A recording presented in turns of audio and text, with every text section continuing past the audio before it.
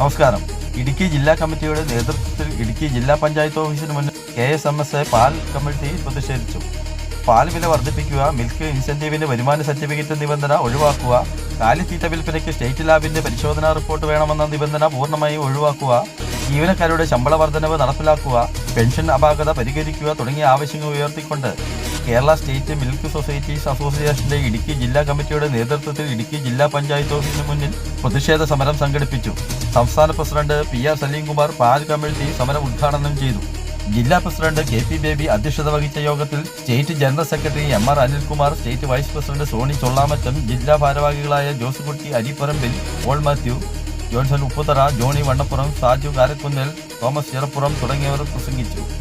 എല്ലാ സാധനങ്ങളുടെയും വില വളരെയേറെ വർദ്ധിച്ചിട്ടും പാലിന്റെ വില മാത്രം വർദ്ധിപ്പിക്കാത്തത് കൊണ്ടാണ് പ്രിയപ്പെട്ടവരെ ഇന്ന് ഒരു സൂചനാ സമരമായി പാലിന് ഏറ്റവും കുറഞ്ഞത് 1 ലിറ്റർ പാലിന് 10 രൂപയെങ്കിലും വർദ്ധിപ്പിക്കണം എന്നാവശ്യപ്പെട്ടുകൊണ്ടാണ് ക്ഷീര സഹകരണ സംഘം പ്രസിഡന്റുമാരുടെയും സെക്രട്ടറിമാരുടെയും നേതൃത്വത്തിൽ ഇവിടെ സമരപരിപാടി സംഘടിപ്പിച്ചിട്ടുള്ളത്.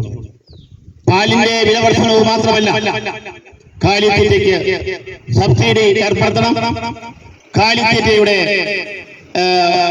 ഗുണനിലവാര പരിശോധനയിൽ ഉണ്ടായിട്ടുള്ള ആ നിയന്ത്രണം പിൻവലിക്കണം. ഏറെ പ്രധാനപ്പെട്ട മറ്റൊരു കാര്യം, നമ്മുടെ ത്രിതല പഞ്ചായത്തുകൾ വളരെയേറെ സഹായങ്ങൾ ചെയ്തുകൊണ്ടിരിക്കുന്ന ഒരു കാലഘട്ടമാണ്. അതിന് ക്ഷീര കർഷകരിൽ നിന്നും അവരുടെ ഇൻസെന്റീവ് വാങ്ങണമെങ്കിൽ വരുമാന സർട്ടിഫിക്കറ്റ് വാങ്ങിച്ചു കൊടുക്കേണ്ട ഒരു സാഹചര്യം അതൊഴിവാക്കിയേ പറ്റും.